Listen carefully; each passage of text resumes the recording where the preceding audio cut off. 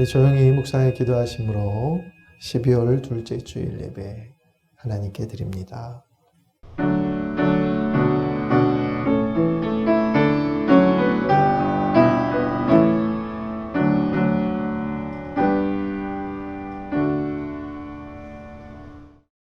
경배찬송 84장 찬양 드리겠습니다.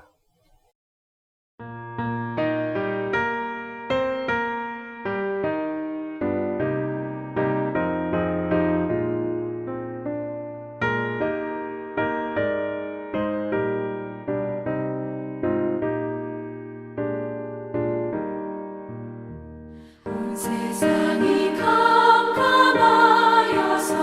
참 빛이 없었다니 그 빛나는 영광 나타나 온 세상 빛이었네. 영광의 주 영광의 주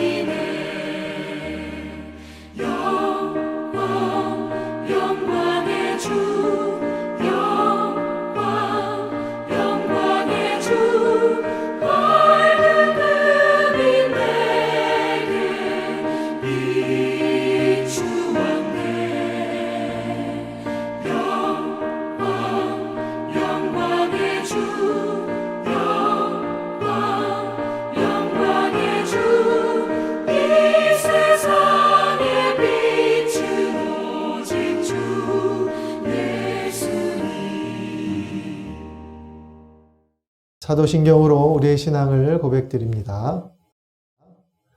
전능하사 천지를 만드신 하나님 아버지를 내가 믿사오며 그 외아들 우리 주 예수 그리스도를 믿사오니 이는 성령으로 잉태하사 동정녀 마리아에게 나시고 본디오 빌라도에게 고난을 받으사 십자가에 못 박혀 죽으시고 장사한 지 사흘 만에 죽은 자 가운데서 다시 살아나시며 하늘에 오르사 전능하신 하나님 우편에 앉아 계시다가 저리로서 산자와 죽은 자를 심판하러 오시리라.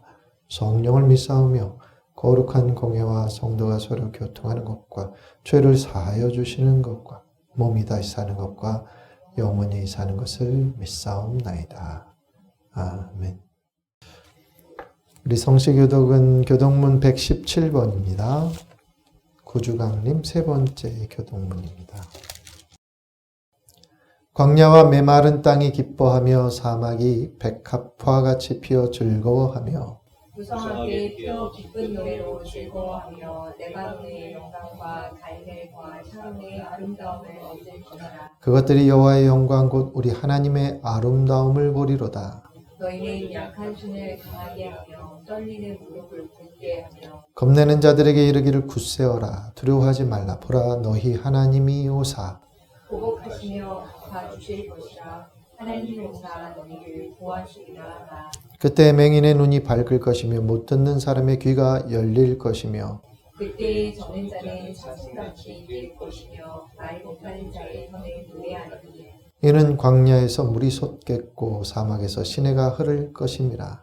뜨거운 사막이 변하여 못이 될 것이며 메마른 땅이 변하여 원천이 될 것이며 승냥이에 눕던 곳에 풀과 갈대와 부들이 날 것이며 거기에 배로가 있어 그들을 거룩한 길이라 일컫는 바 되리니. 깨끗하지 못한 자는 지나가지 못하겠고 오직 구속함을 입은 자들을 위하여 있게 될 것이라. 아멘.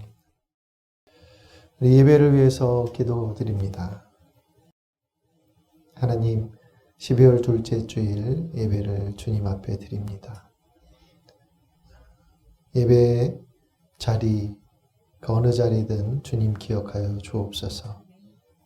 하나님을 기억하고 찬양하고 경배하는 그 자리에 은총과 위로를 더하여 주옵시고 오늘의 이 어려운 때를 주를 의지함으로 이겨나가는 믿음의 식구들이 되도록 동행해 주시옵소서.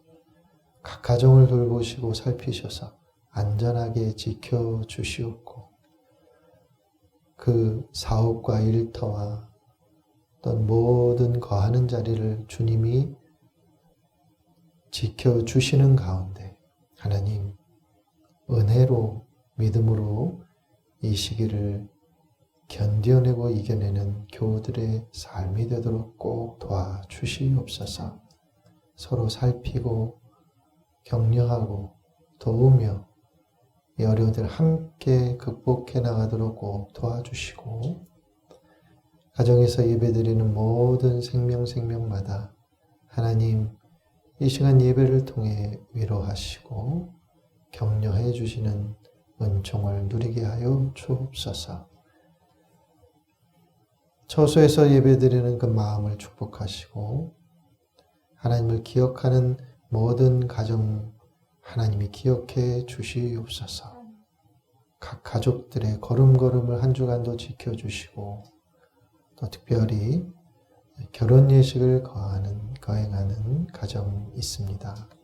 그 가정에 복을 주시고 하나님이 은총을 내려주셔서 정말 복된 예식이 되도록 인도하여 주시오며 하나님 질병과 싸우는 교우들 가정에도 함께 해주시고 위로와 치유하심의 은총을 더하여 주옵소서.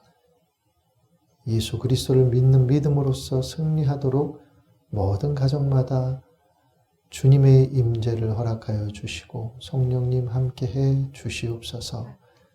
예배를 주께서 기쁘게 받아 주옵소서. 예배에 함께하여 주시고 예배를 통하여서 삶의 위로와 새 힘을 얻을 수 있도록 인도해 주시옵고 예배 가운데 드리는 예물을 기억하시고 그 예물에 담긴 마음의 소원과 간절한 소망도 또한 하나님께서 받아주시고 선한 때에 응답하여 주옵소서. 경제적으로 어려움이 없도록 모든 가정들의 삶의 형편을 돌보아 주시기를 간절히 소망하옵고 오늘도 내일도 언제나 우리와 함께 하실 주 예수님의 이름으로 간절히 기도드리옵나이다.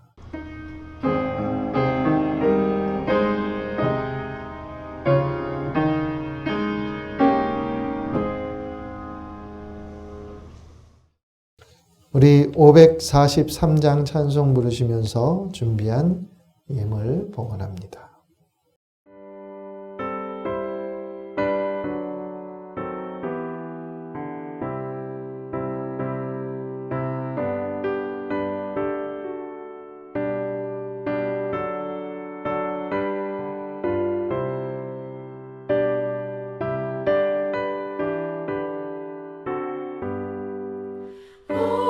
어려운 일 당할 때 나의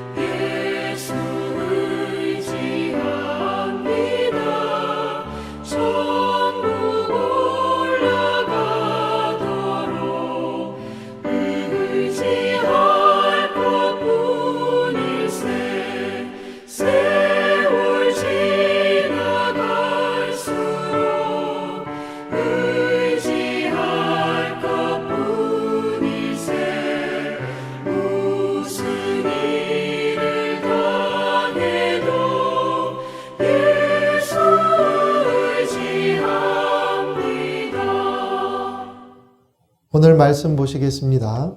오늘은 다니엘 7장입니다. 7장 1절부터 14절의 말씀. 바벨론 벨사살 왕 원년에 다니엘이 그의 침상에서 꿈을 꾸며 머릿속으로 그 환상을 받고 그 꿈을 기록하며 그 일의 대략을 진술하니라.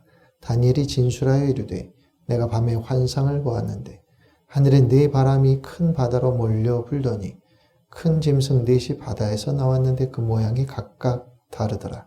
첫째는 사자와 같은데 독수리의 날개가 있더니 내가 보는 중에 그 날개가 뽑혔고 또 땅에서 들려서 사람처럼 두 발로 서게 함을 받았으며 또 사람의 마음을 받았더라. 또 보니 다른 짐승 곧 둘째는 곰과 같은데 그것이 몸 한쪽을 들었고 그 입에 이사이에는 새 갈빗대가 물렸는데 그것에게 말하는 자들이 있어 이르기를 일어나서 많은 고기를 먹으라 하였더라. 그 후에 내가 또 본즉 다른 짐승 곧 표범과 같은 것이 있는데 그 등에는 새의 날개 넷이 있고 그 짐승에게 또 머리 넷이 있으며 권세를 받았더라. 내가 밤 환상 가운데 그 나무에 본 넷째 그 다음에 본 넷째 짐승은 무섭고 놀라우며 또 매우 강하며 또 쇠로된 큰 이가 있어서 먹고 부서뜨리고 그 나머지를 발로 밟았으며 이 짐승의 전에 모든 짐승과 다르고 또 10뿔이 있더라. 내가 그 뿔을 유심히 보는 중에 다른 작은 뿔이 그 사이에서 나더니 첫 번째 뿔 중에 셋이 그 앞에 뿌리까지 뽑혔으며 이 작은 뿔에는 사람의 눈 같은 눈들이 있고 또 입이 있어 큰 말을 하였더라. 내가 보니 왕자가 놓이고 예적부터 항상 계신 이가 좌정하셨는데 그의 옷은 희기가 눈 같고 그의 머리털은 깨끗한 양의 털 같고 그의 보좌는 불꽃이요 그의 바퀴는 타오르는 불이며 불이 강처럼 흘러 그의 앞에서 나오며 그를 섬기는 자는 천천히요 그 앞에서 모셔 선 자는 만만이며 심판을 베푸는데 책들이 펴 놓였더라.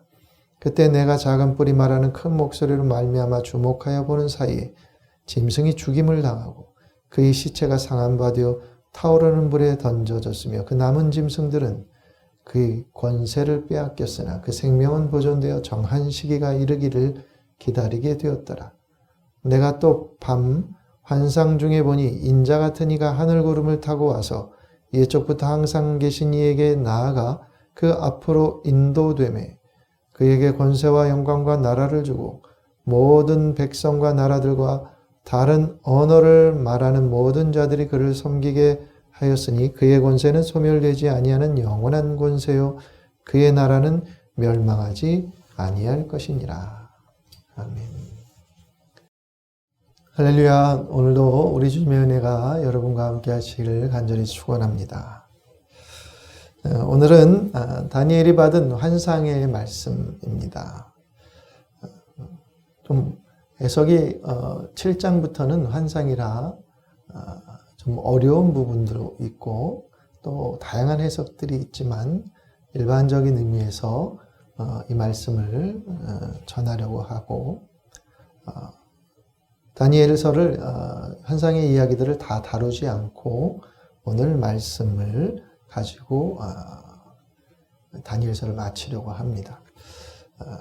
사실 다니엘서는 6장까지의 이야기보다 사실 7장부터 12장까지 이 환상의 말씀이 더 다니엘서를 경전되게 하는 무게중심이 그쪽에 가 있는데 그 환상들을 다 다루지는 않고 비슷한 말씀들이 이어져서 그래서 오늘 7장의 말씀을 가지고 또 다니엘서를 마무리하려고 합니다. 자, 밤에 꿈을 꾸면서 본 환상입니다. 하늘로부터 큰 바람이 바다를 향해 불고 그러자 바다에서 짐승들이 올라옵니다. 바다는 계시록에서 살펴봐도 하나님을 대적하는 하나님의 백성을 대적하는 짐승이 올라오는 무대로 바다가 설정되죠. 바다는 성서에서 보면 어두운 세상 그런 상징적인 의미로 상당히 많이 사용되는 곳이 바다입니다. 그 바다에서 올라온 첫 번째 짐승은 사자같이 생겼는데 독수리 날개를 가진 사자 같은 짐승입니다. 예, 힘도 있고 날개까지 있으니 능력도 무시무시한 짐승으로 표현되죠. 둘째 짐승은 곰과 같다 표현합니다. 뒷발로 서 있는데 갈빗대 3개를 물고 있어요. 그런데 사람들이 곰을 향해서 일어나서 고기를 다 많이 먹으라 외칩니다. 그런 환상이에요. 갈빗대를 3개나 물고 있는 곰에게 더 많이 먹으라고 하는 것. 이것은 이 곰에 의해서 더 많은 사육과 사냥이 있을 것이라는 그런 암시가 담겨 있는 모습이라고 볼 수 있습니다. 세 번째는 표범 같은 짐승입니다. 그런데 등에 새의 날개가 4개가 있습니다. 머리도 4개입니다. 권세를 받았습니다. 빠르고 강력한 짐승입니다.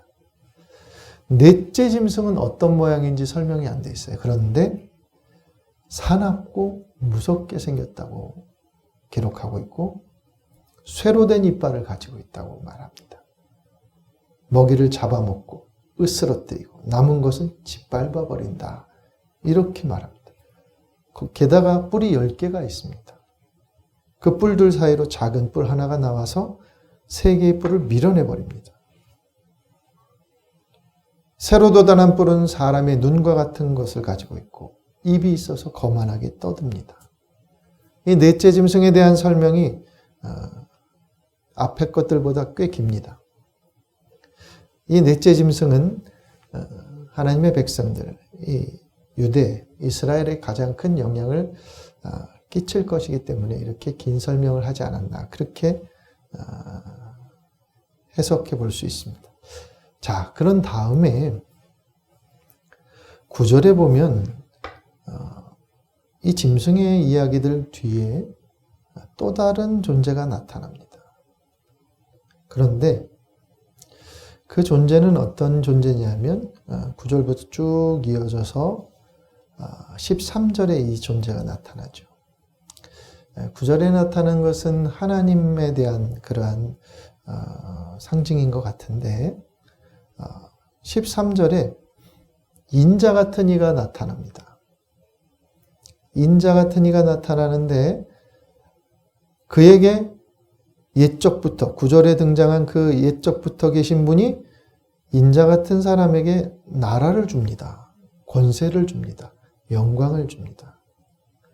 모든 백성과 나라와 다른 언어를 말하는 자들이 그를 섬기게 하십니다. 그 권세는 소멸되지 않고 영원한 권세고 나라도 멸망하지 않는다. 이렇게 말씀합니다. 다니엘은 이 환상이 어떤 의미인지를 모릅니다. 그래서 16절에 보면 그 곁에 모셔선 자들 중 하나에게 나아가서 묻습니다.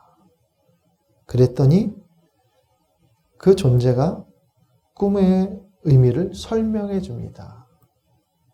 앞에 나타난 4개의 큰 짐승은 앞으로 세상에 일어날 4 왕이라 이렇게 말합니다. 그리고 18절에는 그러나 지극히 높으신 이의 성도들이 나라를 얻게 될 것인데 그 누림이 영원하고 영원하고 영원할 것이다. 이렇게 말씀을 하죠. 즉 17절에는 앞에 나타난 4개의 짐승들이 나타낼 나라, 18절은 인자 같은 이에게 주어질 나라. 이 2개가 대조됩니다. 근데 여기서 등장하는 4 짐승에 대해서 세상에 나타날 왕이라고 이렇게 말씀했는데 이 4 나라가 이 4 왕들이 누구냐 하는 것에 대해서는 좀 다양한 의견들이 있지만 대체로 바벨론, 메데 페르시아 그리고 헬라 이렇게 말하기도 하고 하나 더 붙여서 로마 제국까지 이렇게 앞으로 드러날 세상 역사에 등장할 나라들에 대한 의미로 해석을 합니다. 그러면 그 뒤에 인자가 다스리는 나라, 그 인자에 주어지는 하나님 나라, 이 세상에서 등장할 세속의 나라, 짐승의 나라와 다른 인자의 나라가 딱 나타나게 되는데, 이 인자의 나라는 영원하고 이 세상의 나라, 짐승들의 나라는 왔다가 사라지고 왔다가 사라지고 왔다가 사라지는 유한한 나라로 이렇게 대조가 됩니다. 그러면서 다니엘을 통해서 하나님은 우리 성도들, 믿음의 백성들이 어떤 나라를 살아가고 어떤 나라를 소망해야 되는지에 대해서 이 환상을 통해 그 메시지를 전달하고 계신 것입니다. 우리가 의지할 권세, 그것은 일어났다 사라지는 유한한 권세가 아니라 영원한 인자의 권세를 의지하고, 우리가 살아가야 할 나라는 일어났다 사라지는 세속의 나라가 아니라 영원한 인자의 나라를 살아가야 한다고 하는 것에 대한 그런 메시지를 이 환상을 통해서 당신의 백성들에게 전달하고 계십니다. 그러면 인자 같은 이는 누구인가? 인자 같은 이는 누구인가? 구름 타고 오실 인자 같은 이, 그분에게 권세와 영광과 나라를 주신다고 합니다. 여러분, 우리가 주기도 할 때 마지막 뭐라고 고백합니까? 나라와 권세와 영광이 영원히 아버지께 영원히 있어. 하나님께 있는 나라예요. 근데 그분이 인자에게 주셨어요. 이 인자는 누구입니까? 마태복음 12장 8절에 예수님이 이렇게 말씀하셨어요. 인자는 안식일의 주인이라. 당신을 가리켜 인자는 안식일의 주인이다. 이렇게 말씀하셨어요. 누가복음 19장 10절에는 이렇게 말씀하셨어요. 인자가 온 것은 잃어버린 자를 찾아 구원하려 함이니라. 요한계시록 1장 13절에는 이런 말씀이 있습니다. 촛대 사이에 인자 같은 이가 발에 끌리는 옷을 입고 가슴에 금띠를 띠고. 마태, 누가, 또 요한, 인자 같은 이를 다 누구로 묘사하냐면 예수 그리스도로 묘사합니다. 즉 짐승으로 묘사되는 나라가 일어났다 사라지고 일어났다 사라지고 하는 것이 이 현세적 역사라면, 영원히 사라지지 않는 권세를 가지고 영원히 소멸되지 않는 나라를 일으키는 그분이 오시는데, 그분이 곧 예수 그리스도라. 믿음의 사람들은 이 나라를 기다리며 살아가야 돼요. 이 나라를 소망하며 살아가야 돼요. 오늘 우리에게 주어진 현실이 어떤 현실이라도 하나님의 백성들 이 나라를 기다리고 소망하는 자로 믿음 위에 서기를 바라는 그런 하나님의 메시지가, 마음이 담겨있는 환상의 이야기가 바로 다니엘서입니다. 이 다니엘서의 환상이 주어지는 이유들은 당신의 백성들이 소망을 놓아버리는 거예요. 오랜 포로의 시간을 지나면서 회복될 기미를 느끼지 못하는 가운데 포기하고 절망하고 낙심하는 백성들이 나타나기 시작하고 늘어나기 시작합니다. 그래서 하나님께서 이 메시지를 환상을 통해서 당신의 백성들에게 던져주시고, 하나님께서 역사를 놓지 않으신다는 거예요.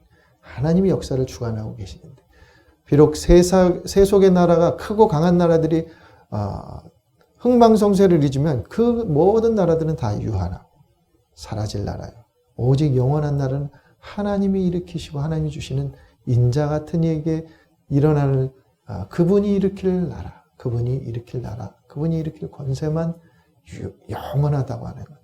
그러므로 그걸 바라고 그것을 소망하며 오늘을 이겨내라고 하는 메시지를 다니엘을 통해서 던져주고 계신 것입니다. 오늘 힘든 현실에 주저앉지 말아라. 소망을 품고 다시 일어나라. 내가 너희와 함께 하실 것이다. 함께 할 것이다. 나의 나라를 너희에게 줄 것이다. 이런 희망의 메시지를 전하고 계신 것이죠. 당시 유대 백성들, 포로된 유대 백성들뿐만 아니라 훗날 로마의 핍박 속에 많은 생명을 잃었던 초기 기독교인들도 다니엘서나 이 요한계시록, 즉 그때 당시에 환난을 당했던 백성들에게 주신 이 환상과 예언을 통해서 위로와 소망을 얻고 끝까지 믿음의 반석에 든든히 서려고 애를 썼죠. 결국 그들은 승리합니다. 마찬가지로 오늘 우리 시대에도 세상 나라에 소망을 두지 말고 또 세상 나라에 굴러가는 그러한 모습에 좌절과 절망과 낙심과 포기하지 말고 우리는 그리스도인으로서 믿는 자로서 신앙인으로서 영원한 하나님 나라의 소망을 두고 오늘의 현실을 이겨내는 자로 살아라 라고 하는 그 메시지가 다니엘을 통해서도 또 계시록을 통해서도 그리고 우리에게 주신 이 성경의 말씀을 통해서 하나님이 우리 고난의 시대를 살아가는 우리에게 주시는 참 생명의 말씀이라 여기고 여러분 이 말씀을 붙들고 살아가기를 바라는 하나님의 마음을 꼭 읽어내시길 주의 이름으로 축원합니다. 세상의 나라들로 대표되는 사자, 곰, 표범, 쇠이빨을 가진 짐승들 모두가 다 살육하는 짐승들입니다. 전쟁을 통해 자신의 영토를 확장해왔던 나라들이요. 예나 지금이나 힘 있는 나라들은 힘 있는 사람들은 자신의 힘을 사용하여서 수많은 약한 백성들을 집어삼키고 짓밟고 자기의 세를 확장하고 과시합니다. 그들의 세계는 힘의 원리로 지탱되고 힘의 원리로 운영됩니다. 욕망에 의해 움직이고 약자는 무시되고 멸시당합니다. 그러나 하나님이 인자에게 주신 나라는 욕망의 원리 위에 세워진 나라가 아닙니다. 주님의 나라의 원리는 하나님의 사랑과 이웃 사랑의 터 위에 세워지는 나라죠. 갈라디아서에서는 바울이 그 나라 백성들이 사는 삶의 원리는 성령의 소욕을 따라 살아가는 것이다. 이렇게 표현을 했습니다. 그래서 사랑과 희락, 화평, 오래 참음 이런 성령의 열매들이 그 삶에서 드러나는 것이 성도들이 이루는 삶의 모습임을 증언했죠. 바울이 고린도전서 4장 20절에는 이런 말씀을 남겼습니다. 하나님의 나라는 말에 있지 않고 오직 능력에 있습니다. 이런 말씀을 했거든요. 그 능력에는 뭘까요? 말이 아니라 실제적으로 언제든 어디서든 하나님의 사랑의 원리, 말씀의 원리로 살아가는 그런 능력, 성도들의 삶에 그런 수고와 애씀, 그런 능력에 하나님의 나라가 존재한다.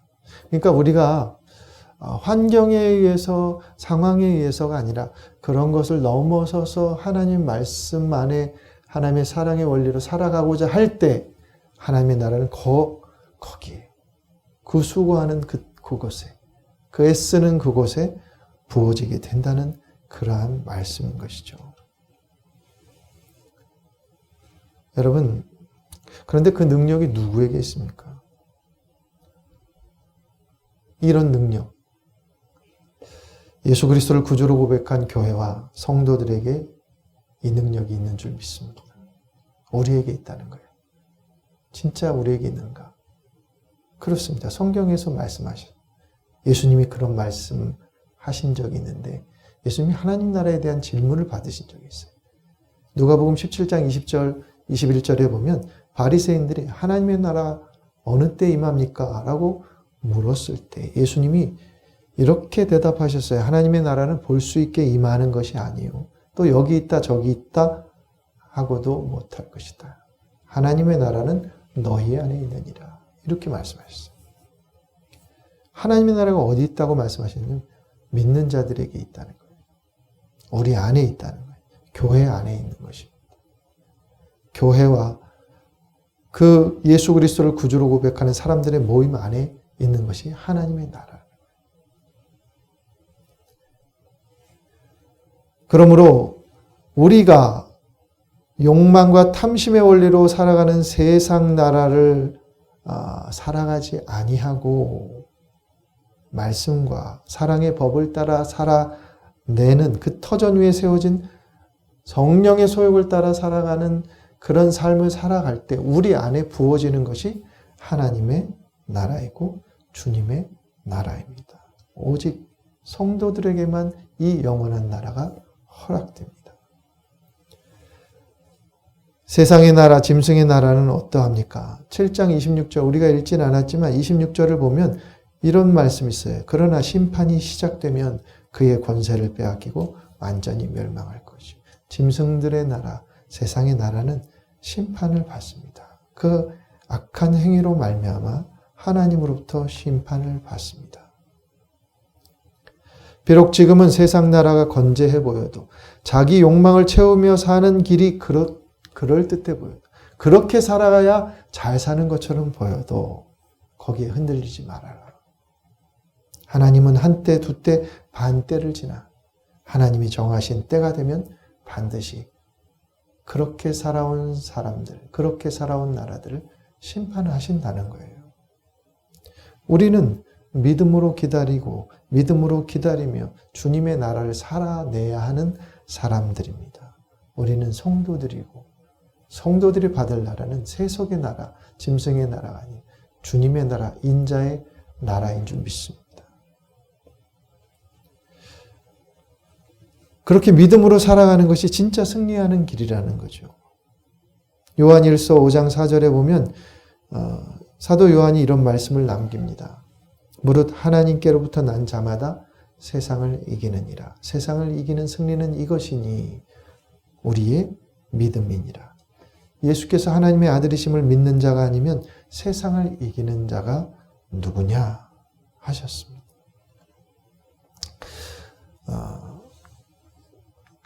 어려운 때일수록 사실 저도 그렇지만 대부분의 사람들은 자기 마음이 움직이는 대로 살고 싶어요. 자기 욕구를 먼저 채우는 것을 그걸 1순위로 삼죠. 어려운 시절에는 나부터 살아야지. 이런 마음을 당연히 갖게 됩니다. 그런데 인자 같은 이가 다스리는 나라는 자신의 욕망을 먼저 채우는 나라가 아닌 거죠. 인자가 오셔서 그 길이 어떤 나라인지를 보여주셨어요. 그분은 십자가의 길을 가셨죠. 자기를 부인하고 자기 십자가를 지는 삶의 길을 가셨어요. 그분이 세우는 나라는 좀 다른 나라예요. 우리가 세상에서 보는 흔한 나라가 아닙니다.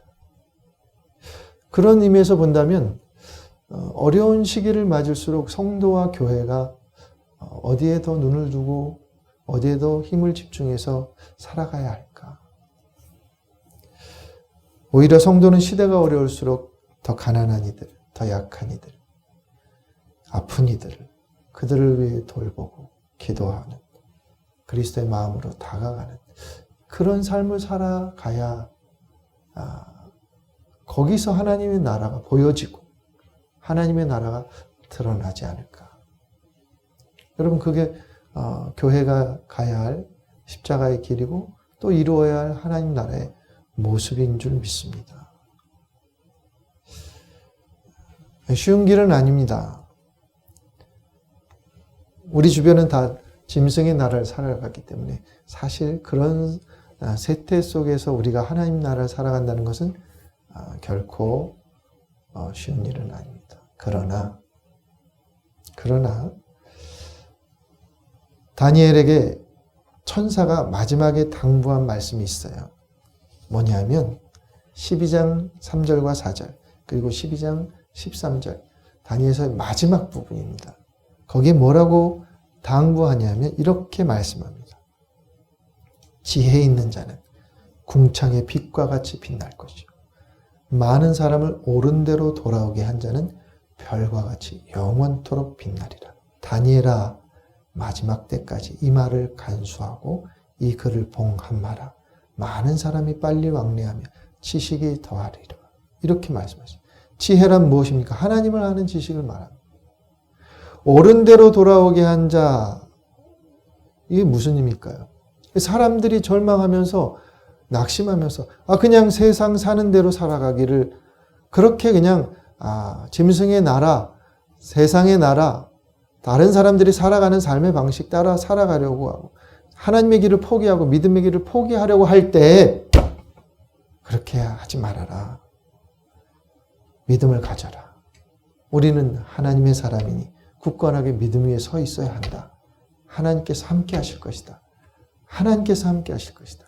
하나님께서 우리를 잊지 않으실 것이다.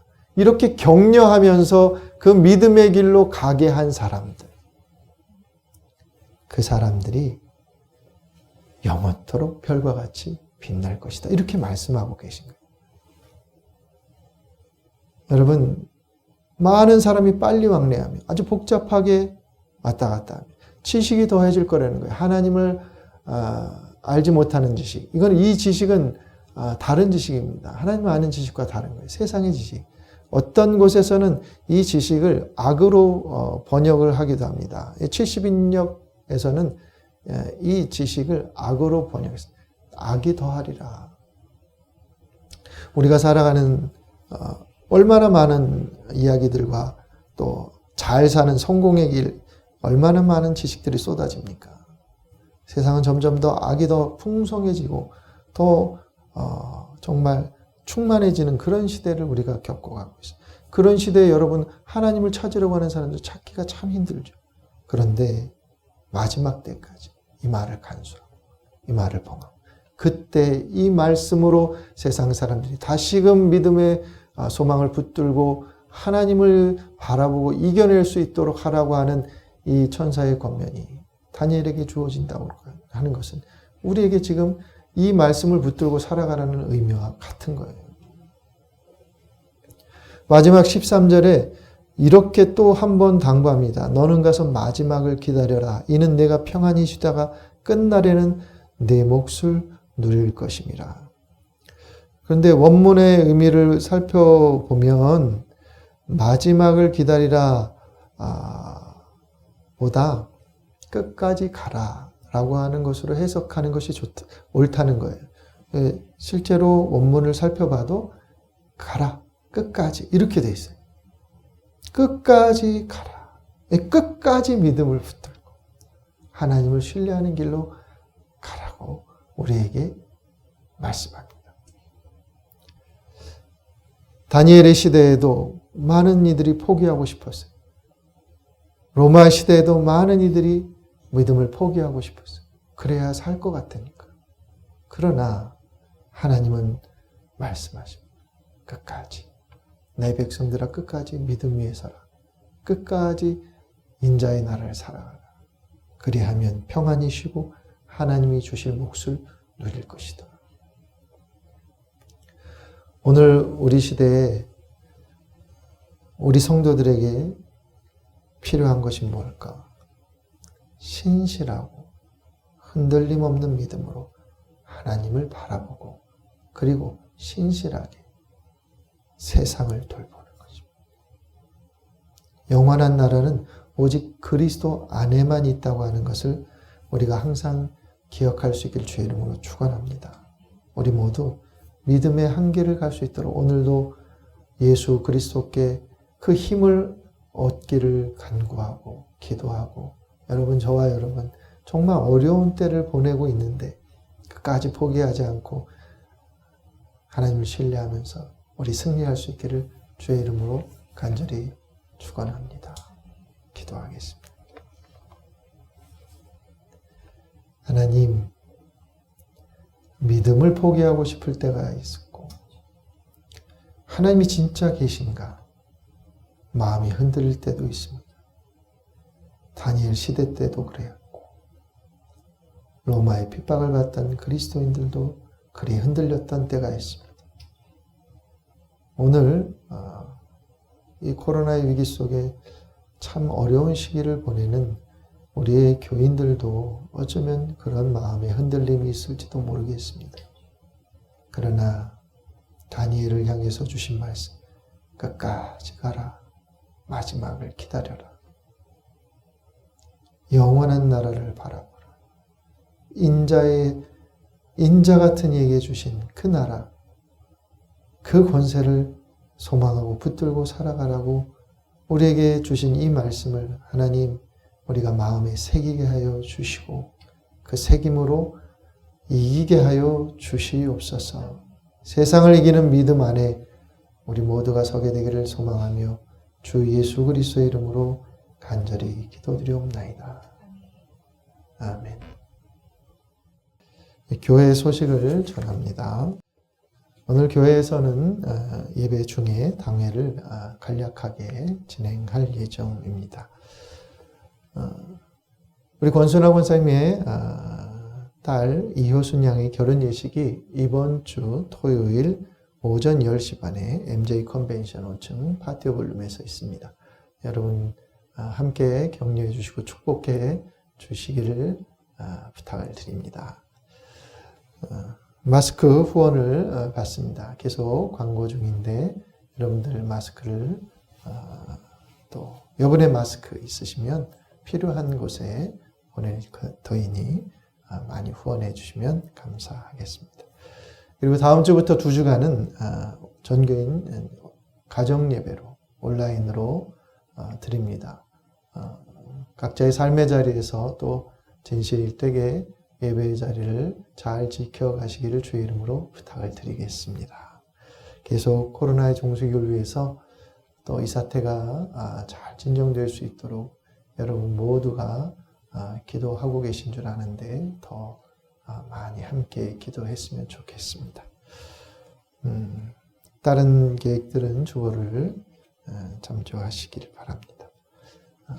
우리 곁에 계신 가족들과 같이 격려해 주시고 사랑한다 또 축복한다 이렇게 말씀도 나누시면서 인사하시겠습니다.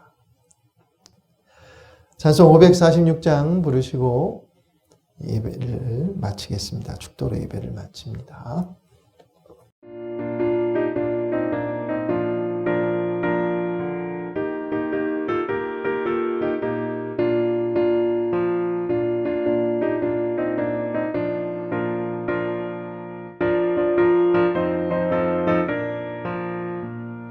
주님 약속하신 말씀 위에서 영원토록 주를 찬송하리라. 소리 높여 주께 영광 돌리며 약속 믿고 굳게 서리라. 굳게 서리 영원하신 말씀 위에 굳게 서리. 말씀 그 말씀 위에 굳게 서리라. 주님 약속하신 말씀 위에서 세상 염려 내게 엄습할 때에 용감하게 힘써 싸워 이기며 약속 믿고 굳게 서리라. 굳게 서리 영원하신 말씀 위에 굳게 서리. 말씀 위에 서리 그 말씀 위에 굳게 서리라. 주님 약속하신 말씀 위에서 영원하신 주의 사랑을 믿고 성령으로 힘써 싸워 이기며 약속 믿고 굳게 서리라. 굳게 서리 영원하신 말씀 위에 굳게 서리. 말씀 위에 서리 그 말씀 위에 굳게 서리라. 주님 약속하신 말씀 위에서 성령 인도하는 대로 행하며 주님 품에 항상 안식 얻으며 약속 믿고 굳게 서리라. 약속 믿고 굳게 서리 영원하신 말씀 위에 굳게 서리. 말씀 위에 굳게 서 그 말씀 위에 굳게 서리라.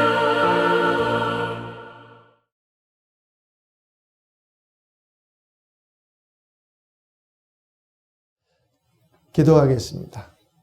하나님, 우리를 사랑하소서. 믿음의 백성이 믿음의 길을 따라가게 하시고 하나님 나라 백성이 하나님 나라의 삶을 살아가도록 인도해 주시옵소서. 하나님, 우리 교회와 한국교회 또 인민족 이 세계를 불쌍히 여겨 주옵시고 이 곤고하고 어려운 때에 오히려 하나님을 찾는 이들이 다시 늘어나게 하시고 하나님을 떠났던 이들이 돌아오게 하여 주옵시고 그들을 통해서 하나님 새로운 일들과 역사를 꼭 이루어 주시옵소서. 이제는 우리 주 예수 그리스도의 은혜와 하나님의 사랑하심과 성령님의 교통하심이 오늘 예배를 드리고 새로운 마음으로 하나님 앞에 서고자 결단하는 모든 이들을 위해 언제나 함께 하옵시기를 간절히 축원하옵나이다.